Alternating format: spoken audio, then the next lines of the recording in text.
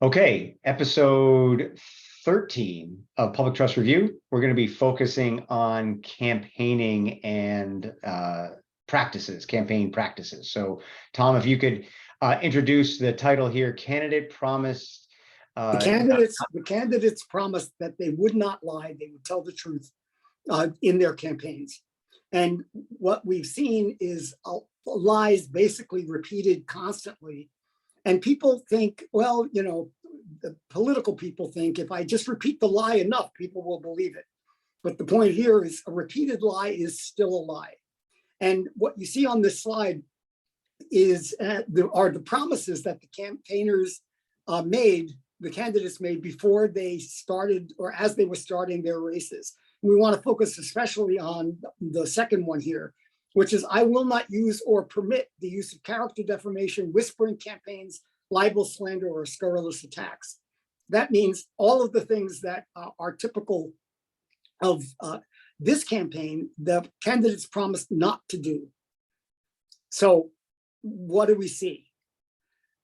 This is just some of the flyers that have been sent out with the money that's supporting the voter block. And remember, that's money that the candidates don't have any control over. This is third parties.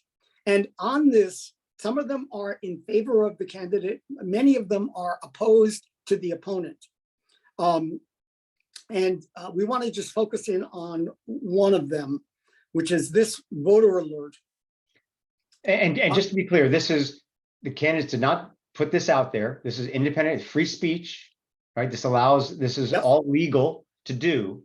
And what we're going to focus on here is what is the candidate's responsibility once this is in public domain and in circulation, right? Yeah, and also this is to help people who are looking at these flyers to understand what the techniques are that are being used, right? So this one particularly is talking about the money that was donated to the Independent Expenditure Committee supporting Lisa Gilmore. And they're talking about that. And they're saying she's being bankrolled by one of Donald Trump's biggest supporters.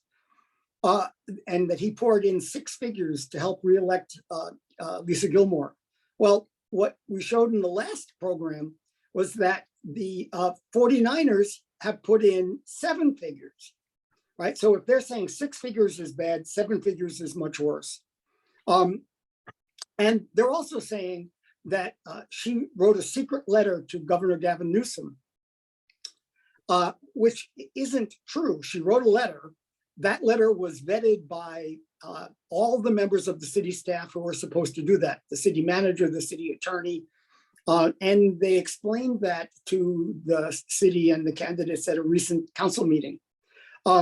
So what happens in these flyers is they stretch the truth, they overstate, they understate, and they deliberately lie.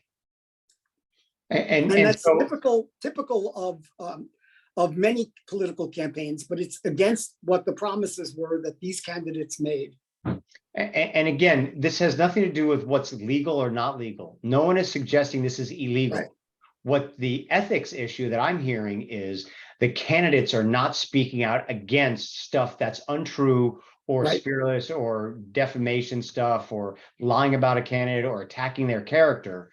None of the candidates are speaking out against stuff like this, which is directly contradicting fact.